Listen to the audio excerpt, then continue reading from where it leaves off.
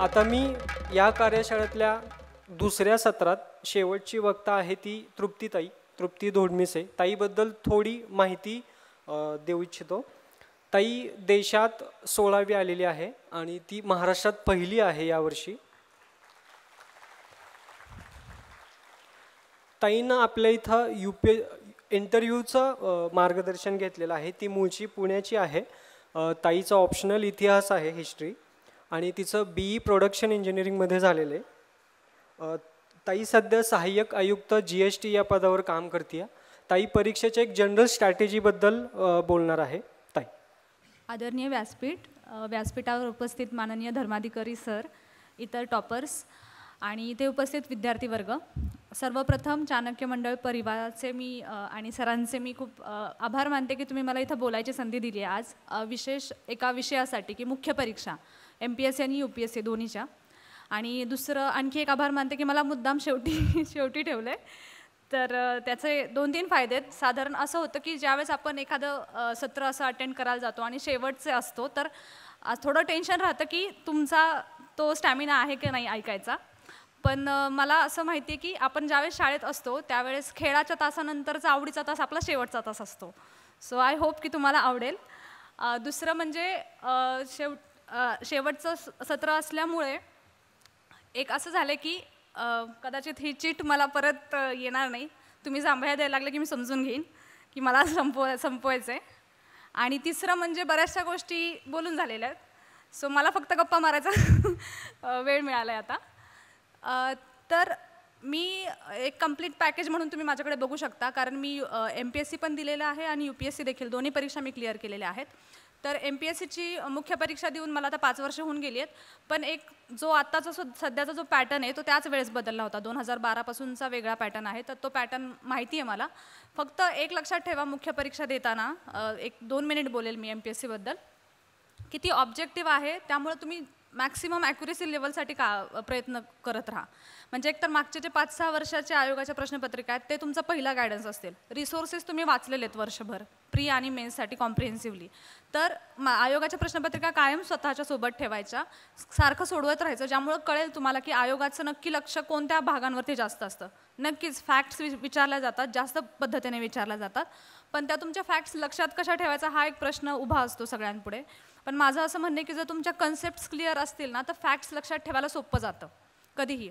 आणि वाईस वर्सा, की ज्यावेळेस तुम्ही कन्सेप्ट्स किंवा एखादं एक्सप्लेनेशन UPSCच्या परीक्षांमध्ये लिहायचं असतं त्यावेळेस तुम्ही ज्यावेळेस फॅक्ट्सचा सपोर्ट देता त्यावेळेस तुमच्या उत्तराला एक वेट मिळतं. त्यामुळे कन्सेप्ट्स आणि फॅक्ट्स ह्या दोन्ही गोष्टींवरती स्ट्रॉंग राहा, MPSC असो किंवा UPSC असो. ठीक आहे. फक्त फरक इंटेन्सिटीमध्ये पडतो की MPSC जरा जास्त फॅक्ट्स आणि डेटा मागते, रादर UPSCला एवढी डिमांड नाही राहत. सो MPSCच्या बाबतीत हेच आहे की ॲक्युरेसी लेवलसाठी प्रयत्न करत राहा. जितकी जास्त ॲक्युरेसी लेवल तुमची राहील तितके तुम्हाला मार्क्स जास्त मिळतील. कारण निगेटिव्ह मार्किंगचा फटका बसल्यामुळं मी 2012ची मुख्य परीक्षा उत्तीर्ण होऊ शकले नव्हते. त्यामुळं ॲक्युरेसी लेवल ठेवण्यासाठी मॅक्सिमम प्रॅक्टिस करा. जितक्या जास्त प्रश्नपत्रिका तुम्हाला सोडवता येतील तितक्या सोडवा. तुमचे विकनेसेस ओळखा की तुम्ही कुठल्या विषयांमध्ये कमी राहताय. साधारण असं असतं की आपल्याला प्रत्येकाला, कारण स्पर्धा परीक्षांचं हे आहे की आपण खूप सारे विषय वाचतो, म्हणजे इतिहास, भूगोल आणि डायरेक्ट विज्ञान, तंत्रज्ञान इथंपर्यंत. सो ही डायव्हर्सिटी इतकी आहे की आपले काही विषय आवडीचे असतात, काही नावडीचे असतात. मग असं आपल्या लक्षात येतं ज्यावेळेस खूप प्रश्नपत्रिका सोडवल्या ना की आपल्या लक्षात येतं की आपण कुठं चुकतोय. कदाचित अर्थशास्त्राचे, इकॉनॉमीचे क्वेश्चन्स आपण खूप चुकवतो आणि हे सराव प्रश्नपत्रिका सोडवल्यानंतर आपल्या लक्षात येतं की आपण इथं चुका करतोय ना, तर इथं नाही करायचं, आपल्याला हा विषय परत करायचा आहे. तर आता तुम्ही काही लोक देणार असेल 15 दिवसामध्ये पुढच्या परीक्षा, तर या काळात फक्त एकच करायचं की तुम्ही ज्या फॅक्ट्स तुमच्या मायक्रोनोट्स काढून ठेवल्या आहेत त्याची रिव्हिजन आणि परत तुमच्या ज्या मिस्टेक्स होत आहेत त्या एकदा ॲनालाइज करून घ्या आणि त्याच्यावरती थोडंसं फोकस ठेवा या काळामध्ये. आणि दुसरं म्हणजे MPSCचे मुलं जे जाणार आहेत राज्यसेवेच्या आता मुख्य परीक्षेला सामोरं जातात, तर एक लक्षात ठेवा की खूप शांत राहा. म्हणजे जितकं जास्त तुम्ही शांत राहाल परीक्षेदरम्यान तितकी तुमची इफिशियन्सी राहील, तुमचं ब्रेन तुम्हाला मदत करेल. तुम्ही विनाकारण जर पॅनिक झाला ना तर तुमचं सगळा इफेक्ट होईल पुढच्या गोष्टींवरती.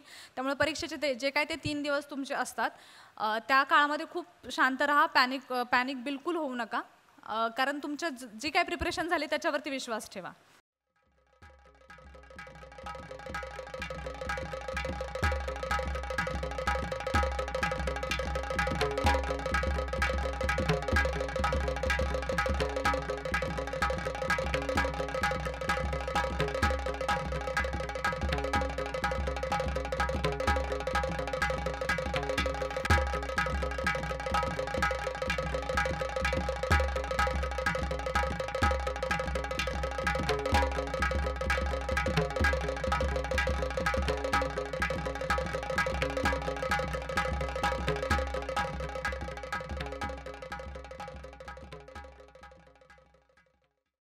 या काळात काही रुमर्स पसरल्या जातात किंवा काहीही होतं आसपास, तर त्या गोष्टींकडे लक्ष नका ठेवू.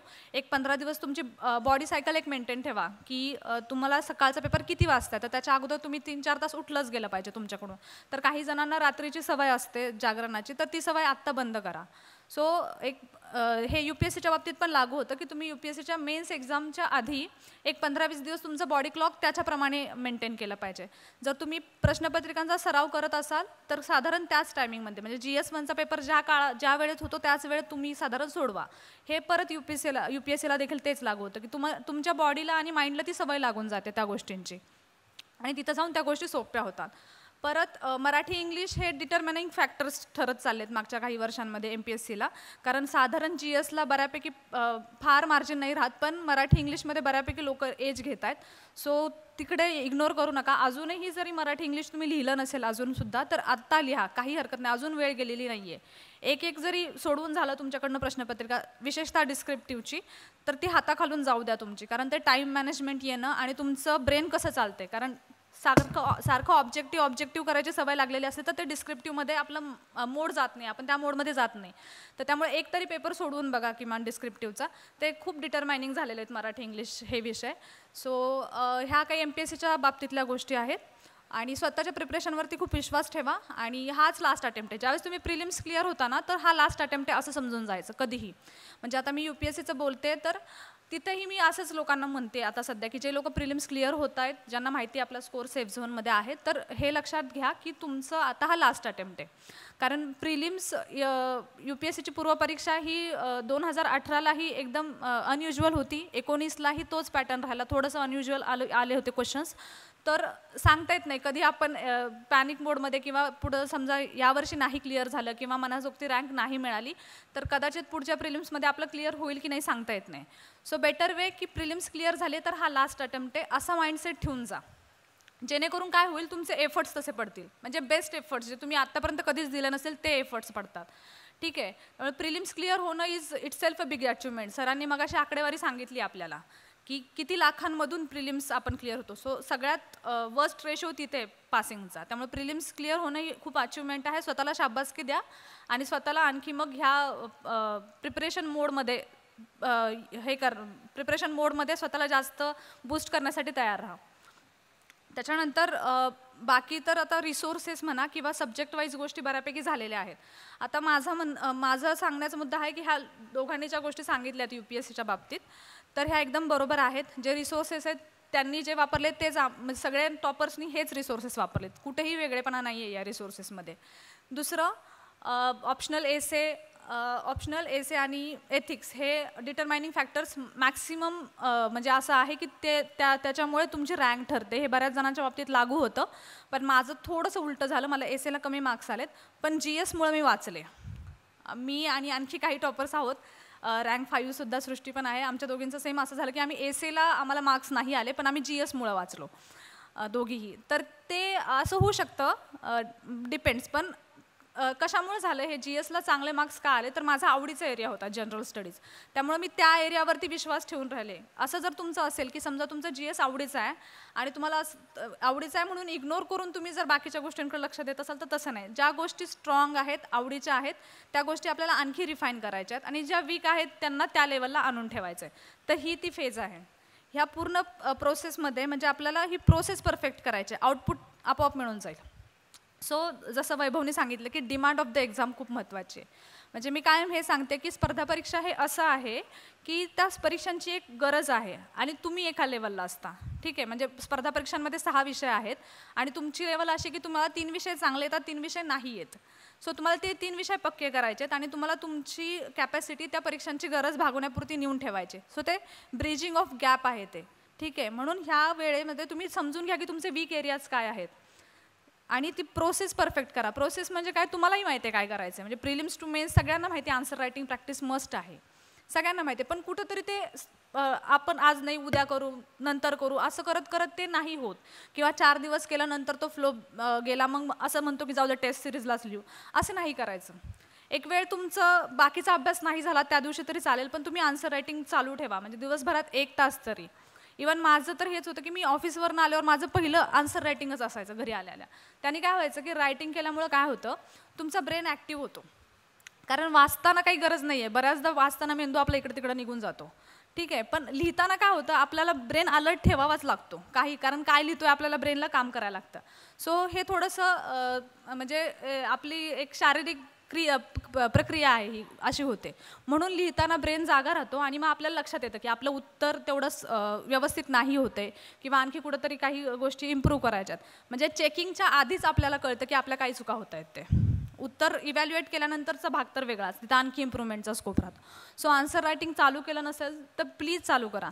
आणि समजा तुम्ही या वर्षीची मेन्स नसेल देत, पुढच्या वर्षीची मेन्स देत असाल तर तुमच्यासाठी खूप गोल्डन अपॉर्च्युनिटी. तुमचा हात लिहिता राहू द्या तोपर्यंत, जोपर्यंत तुम्ही पुढची मेन्स नाही देत आहेत.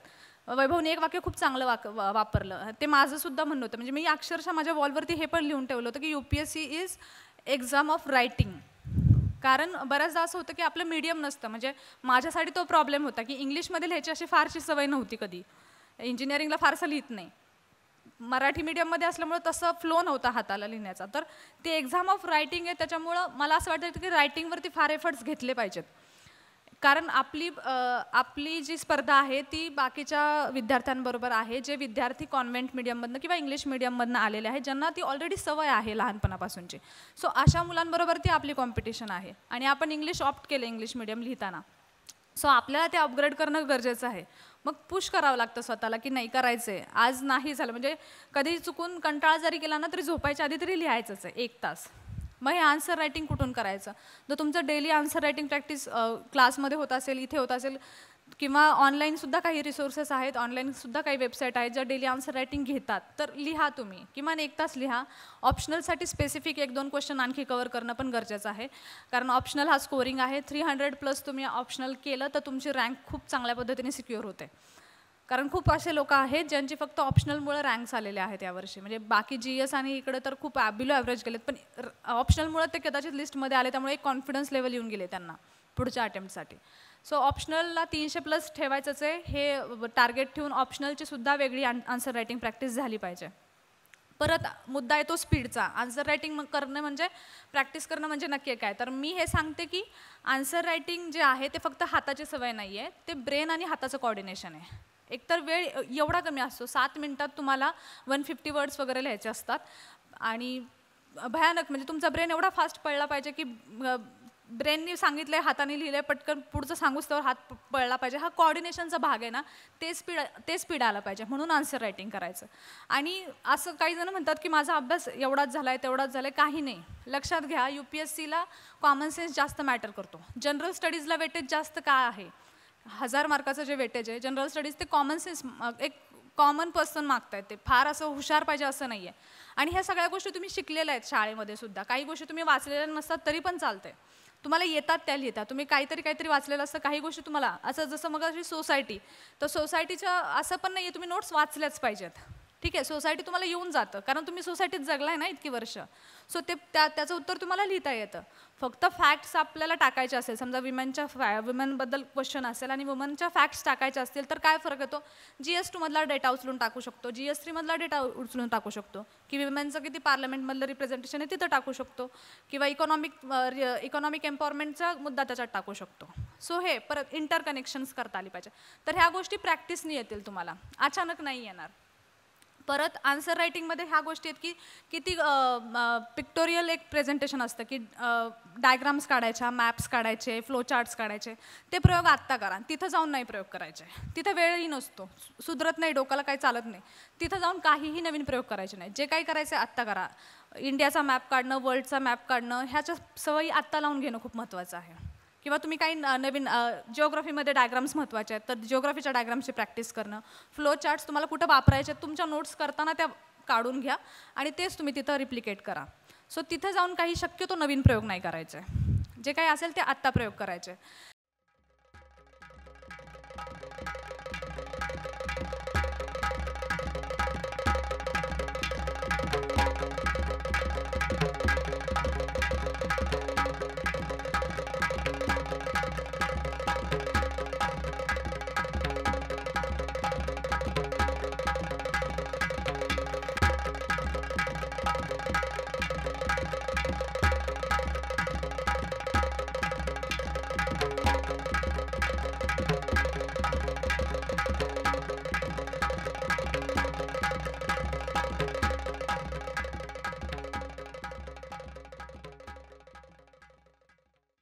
त्यानंतर आणखी गोष्टी आहेत की इंटरकनेक्शन्स खूप महत्त्वाचे, म्हणजे GS1चा डेटा GS2ला वापरणे, GS2 GS3 एकमेकांना कनेक्ट करणे, ह्या गोष्टी महत्त्वाच्या आहेत. सब्जेक्ट वाईज इंटरकनेक्शन जसं महत्त्वाचं आहे तसं बेसिक फॅक्ट्स म्हणजे जो बेसिक आपला स्टडी आहे ते आणि करंट अफेअर्स यांना कनेक्ट करणं खूप महत्त्वाचं आहे जेव्हा GS2 GS3चा विषय येतो स्पेशली. कारण जे प्रश्न विचारले जात आहेत GS2 GS3चे ते बऱ्यापैकी लेटेस्ट जे करंट अफेअर्स आहेत सध्या चालू आहेत घडामोडी त्याच्यावरतीच क्वेश्चन्स आहेत. आणि न्यूजपेपर जर तुम्ही वाचलं म्हणजे महत्त्वाचं तर एडिटोरियल्स आहे, ते वाचल्याने काय होतं की तुम्ही एक तुमची स्वतःची थॉट प्रोसेस बनते जी बॅलन्स्ड असते आणि ती उत्तरात येते. आणि अपेक्षित तेच आहे की एक बॅलन्स्ड उत्तरं देणं महत्त्वाचं आहे तिथे. सो तुमचा अभ्यास त्याच्यातल्या काही म्हणजे कॉन्स्टिट्यूशनचा तुम्ही अभ्यास केला आहे, कॉन्स्टिट्यूशनचे आर्टिकल काय म्हणतात ते तुम्हाला माहिती आहे, प्लस रिझर्वेशनचा मुद्दा चालतो आहे, तर त्या गोष्टींना कनेक्ट करून तुम्हाला उत्तर लिहायचं आहे. आणि बॅलन्स्ड ओपिनियन देताना अगेन जे एडिटोरियल्सचे स्टँडर्ड न्यूजपेपर वाचा म्हणून सांगतो ना आपण, हिंदू किंवा एक्सप्रेस, ते लोक एक बॅलन्स्ड ओपिनियन देतात, एक प्रॅक्टिकल ओपिनियन पण असतं त्यांच्याकडे, प्रॅक्टिकल सोल्युशन्स असतात, तर ह्या गोष्टी तिथे येतात. सो आन्सरमध्ये आपल्याला हे लिहायचं आहे. आणि आन्सर रायटिंग हा काय आत्ताचा मुद्दा नाही, आपण लहानपणापासून लिहितोय. सो ह्याच्यात फार काही असं तीर लावण्याची गोष्ट नाही. आपल्याला हळूहळू शिकवलेलं आहे, 10 ओळीत उत्तरं लिहा, विस्तारित लिहा, मग संदर्भासहित स्पष्टीकरण, हे सगळं झालेलं आहे आपल्याला, तेच इथं करायचं आहे. एक इंट्रोडक्शन, बॉडी, कन्क्लुजन, ह्या गोष्टी नव्याने नाही बघत आहे आपण 10वीच्या परीक्षेत केलेलं आहे, 12वीच्या परीक्षेत केलं आहे, असंच लिहित होतो आपण. फक्त इथं काय की आपण एक अधिकारी बनायला चाललो आहे. सो त्यांना तशा पद्धतीचे ओपिनियन्स हवेत. ज्यावेळेस तुम्ही लिहिताय त्यावेळेस तुमचं कॉन्स्टिट्यूशनवरती कमांड असली पाहिजे, हे महत्त्वाचं आहे. की कारण तुम्हाला पॉलिटी GS2चे उत्तरं लिहिताना कायम कॉन्स्टिट्यूशनल कंटेक्स्ट आला पाहिजे. GS3चे उत्तरं लिहिताना एक इकॉनॉमीच्या कन्सेप्ट्स क्लिअर असणं खूप महत्त्वाचं आहे. कारण तुमच्या जर कन्सेप्ट्स क्लिअर असल्या ना की तुम्हाला एकतर न्यूजपेपर कळतो, बऱ्याचदा न्यूजपेपर वाचायचा कंटाळा ह्याच्यामुळे होतो कारण कन्सेप्ट्स क्लिअर नसतात. पण जर त्या कन्सेप्ट्स क्लिअर असेल तर तुम्हाला न्यूजपेपरच्या बातम्या कळतात, एडिटोरियल्स कळतात, त्यांचे ओपिनियन्स कळतात आणि मग आपल्याला सुद्धा विचार करायची एक प्रोसेस आपल्या पण इनडायरेक्टली चालू राहते, अभ्यास नसलो करत तरी देखील, आणि ते आपोआप उत्तरात येतं. सो असं काही नाही आहे की तुमचं प्रिलिम्स टू मेन्स, असं काही जण म्हणतात की माझा अभ्यासच नाही झालेला, माझं प्रिलिम्स होईल पण मेन्सच्या रिलेटेड माझा अभ्यास नाही झाला, असं काही नाही आहे. आणखी बराच काळ आहे, अजूनही इम्प्रूव्ह होऊ शकतं. कारण मी 2016ला मी सुद्धा अशी होते, मला असं वाटायचं की ह्यावेळेस काय मेन्स आपण क्लिअर नाही होणार, पण स्टील मी त्या 3 महिन्यात ओढला आणि मला इंटरव्ह्यूचा कॉल आला. अनफॉर्च्युनेटली मी 4 मार्कांनी गमावली, पण त्या उदाहरणाने मला हे माहिती की होऊ शकतं, 2-3 महिन्यातही आपण स्वतःला स्ट्रेच करू शकतो. परत टेस्ट सिरीज लावणे, एक optimum number of test series लावून टाका. कारण त्याने काय होतं की तुम्ही एका कॉम्पिटिशनमध्ये राहता, तुम्ही त्या ठिकाणी जाऊन लिहिणे किंवा व्हर्च्युअली लिहिणे, वेळ लावून लिहिणे, तुम्हाला एक सवय होऊन जाते, स्पीडचा अंदाज येतो की 20 क्वेश्चन्स होत आहेत की नाही. 10वी-12वीला अगेन मी तेच परत जाते की तिथंही शिक्षकांनी आपल्याकडनं हेच करून घेतले, खूप साऱ्या प्रश्नपत्रिका लिहून घेतलेल्या आहेत, सोडवून घेतलेल्या आहेत, सरावाचा भाग आहे तो आत्ता करून घ्यायचा. आणि एक कॉम्पिटिशनचा सेन्स येतो आणि आपण कुठे आहोत स्पर्धेमध्ये हे सुद्धा कळतं. आपल्याला इम्प्रूव्हमेंटचे आपल्याला टार्गेट्स कळून जातात की कुठं इम्प्रूव्ह व्हायचं आहे. या काळामध्ये समजून घ्या की तुमचं वीकनेस कुठं आहे. म्हणजे 2018ची मेन्स मी लिहिताना मला माहीत होतं की GS आपलं खूप चांगलं आहे, स्ट्रॉंग आहे. सो मी GSकडे जास्त लक्ष नाही दिलं, पण मी ऑप्शनलला भयानक अभ्यास केला कारण माझी त्याच्यावर कमांडच आली नव्हती. त्यामुळे मी 2016ला पोस्ट मिळवू शकले नव्हते. सो तो भाग आहे की मी तुमच्या स्ट्रेंथ आणि विकनेसेसनुसार तुमचं जे शेड्युलिंग असेल 2-3 महिन्याचं त्याच्यामध्ये वेटेज तसं द्या, तुमचं टाईमचं वेटेज तसं द्या, तुमचं आन्सर रायटिंगचं वेटेज तसंच हे करा तुमच्या स्ट्रेंथ आणि विकनेसेसनुसार. परत की स्ट्रॅटेजीजसुद्धा आहेत, बऱ्याचशा टॉपरच्या स्ट्रॅटेजीज तुम्ही बघता व्हिडिओवरती किंवा किंवा वेबसाईटवरती बऱ्याचशा लिहिलेल्या असतात, तुम्ही वाचता आणि कन्फ्यूज पण होऊन जातं, असंही होतं. तर तसं होऊ नका. ज्या गोष्टी तुम्हाला असं वाटतं की मी हे अशा पद्धतीने करू शकते त्या घ्या प्रत्येकाच्या. म्हणजे तुम्हाला असं वाटलं की हिस्ट्रीची नेहाची स्ट्रॅटेजी चांगली तिची घ्या, पॉलिटिची वैभवची आहे तशी उचला. सो त्याच्यानुसार त्याच्यानुसार तुमच्या स्ट्रॅटेजीज अलाइन करा. एक स्वतःची स्ट्रॅटेजी डिवाईज करता आली ना तुमचं म्हणजे 50% काम होऊन जातं. कारण 760 सिलेक्ट झालेत ना, 760 लोकांच्या वेगळ्या स्ट्रॅटेजी आहेत. कारण प्रत्येकाने आपल्याला स्वतःला ओळखून स्ट्रॅटेजीज डिवाईज केल्यात. म्हणून स्पर्धा परीक्षातलेच लोक हे म्हणतात की सक्सेसचा एक कॉन्स्टंट फॉर्म्युला नाही आहे इथे. तुम्ही कन्सिस्टंटली किती अभ्यास करताय आणि किती व्यवस्थित एफर्ट्स टाकताय आणि परीक्षेची गरज भागवताय ना त्याच्यावरती तुमचं रँक डिसाईड होते. मी आन्सर रायटिंगवरती का फोकस करते, कारण आता ह्या प्लॅटफॉर्मवरनं बोलताना मी सांगू शकते की महाराष्ट्रीयन मुलांच्या रँक्सचं प्रमाण खाली त्याच्यामुळेच आहे की आन्सर रायटिंगला कुठंतरी कमी पडतात. म्हणजे आता स्पर्धा इतकी आहे, म्हणजे 15, 16, 17, 18 ह्या 4 वर्ष मी ह्या फेजमध्ये होते. तर 15, 16ला एक अप्रोच असा राहायचा की मॅक्सिमम नंबर ऑफ क्वेश्चन सोडवले पाहिजेत, ठीक आहे. पण 17, 18ला मुलांचा अप्रोच हा आहे की ते सगळेच क्वेश्चन सगळेच जण सोडवून येतात. म्हणजे असं होतं की आमच्या क्लास मी जे मेन्स लिहित होते तर तिथे सगळेच जण, म्हणजे आम्ही 25-30 होतो, तर त्यातले 23-24 लोक आम्ही असं होतं की ज्यांनी सगळा पेपर कव्हर केला आहे. मग पेपर कव्हर केला आहे तर मग मार्क्स कसे पडणार? क्वालिटी, ठीक आहे. सो क्वालिटी पडणार कशी? मग अगेन तुम्ही जितकं डायनामिक आन्सर लिहू शकताय तितकं लिहा. एक आन्सर लिहिताना आन्सरचं स्ट्रक्चर इंट्रो, बॉडी, कन्क्लुजन तर आहेच, पण त्या बॉडीमध्ये मल्टिपल डायमेन्शन्स कव्हर केले पाहिजेत. म्हणजे GSTचा क्वेश्चन आहे तर पॉलिटिकल इकॉनॉमिक डायमेन्शन तर आहेच, पण त्याला पॉलिटिकल डायमेन्शन पण आहे. कॉन्स्टिट्यूशनल अमेंडमेंट झाली तिथे, ठीक आहे. सोशल एक इम्पॅक्ट झाला आहे तिथे, एक इनडायरेक्ट टॅक्सेशनचं एक अवेअरनेस आला आहे. सो ह्या गोष्टी, हे मल्टिपल डायमेन्शन्स म्हणणं, तर ते उत्तरांमध्ये आलं पाहिजे. सेम मल्टिपल डायमेन्शन्स कव्हर करणं, एसेमध्ये सुद्धा ही गोष्ट उपयोगाला येते की मल्टिपल डायमेन्शन्स कव्हर झाले पाहिजेत. त्याच्यानंतर एसेची पण प्रॅक्टिस करा तुम्ही की एक वीकली तुम्हाला 1-2 लिहिता आले किंवा टेस्ट सिरीजनुसार लिहा. आणि एसेजमध्ये पण फरक आहेत 2, की एक इन्फॉर्मेशनल एसेज आहेत आणि फिलॉसॉफिकल, तर दोन्हीचेही तुम्ही पेपर एसे लिहून चेक करून घ्या, कारण चेक करून घेणं खूप महत्त्वाचं आहे. म्हणजे तुमचं इम्प्रूव्हमेंटचं स्कोप कुठं आहे ते तुम्हाला लक्षात येतं. त्यानंतर आणखी आन्सर रायटिंग झालं. त्यानंतर आणखी माझ्याकडे सांगण्यासारखं विशेष काही नाही आहे, कारण ह्या दोघांनी बऱ्याचशा गोष्टी संपवल्या आहेत. फक्त ह्या प्रोसेसमध्ये हे आहे की प्रिलिम्स टू मेन्स स्वतःवरती सगळ्यात जास्त हा जो पिरियड आहे ना, हा क्रुशल पिरियड आहे. ह्या पिरियडमध्ये स्वतःवर जितका जास्त अन्याय करता येईल ना तितका अन्याय करा, कारण नंतर मग तुम्हाला सुख मिळणार. किंवा खूप स्ट्रेच करावं लागतं, खूप असं वाटतं की होईल का नाही, आपला आन्सर बघून आपल्यालाच वाईट वाटतं. टेस्टमध्ये मार्क कमी पडले तर असं वाटतं आपण सगळ्यांना किती पडतात, आपल्याला नाही पडत. तर बिलकुल नाराज नाही होत. उलट जितके कमी मार्क्स पडतील, जितक्या चुका तुम्ही आत्ता कराल ते चांगलं आहे, कारण ते तुम्ही सुधारू शकता. जर चुका नाहीच कळाल्या तर नवीन काहीतरी चूक एक्झाममध्ये होऊ शकते, ठीक आहे. त्यामुळे चुका होत असतील, मार्क्स कमी पडत असतील, चांगली गोष्ट आहे. इम्प्रूव्हमेंटचे स्कोप तुम्हाला कळतील. त्यामुळे मानसिकरित्या स्वतःला खूप चांगल्या पद्धतीने एक स्टेबल ठेवा. या काळामध्ये तुमची हेल्थ चांगली ठेवा. एक दिवससुद्धा महत्त्वाचा आहे. सर्दी वगैरेसुद्धा होऊ दिली नाही पाहिजे. त्यामुळं स्वतःच्या आहाराचं एक आहारावरती लक्ष द्या, फिजिकल फिटनेसवरती लक्ष द्या. आणि तिसरं म्हणजे तुम्हाला जर सोशल मीडिया लांब ठेवता आलं या काळात, कारण हा खूप क्रुशल पिरियड आहे. तुमची रँक मेन्सवरती अवलंबून आहे. तर सोशल मीडिया जितकं जास्त कंट्रोल करता येईल तितकं जास्त कंट्रोल करा. आणि आणखी एक आम्ही या 2019च्या बॅचचे जे आम्ही टॉपर्स आहोत, तर आम्ही टॉपर्सनी म्हणून एक ब्लॉग चालू केला आहे, ज्याच्यावरती आम्ही स्ट्रॅटेजीज टाकतो आहे.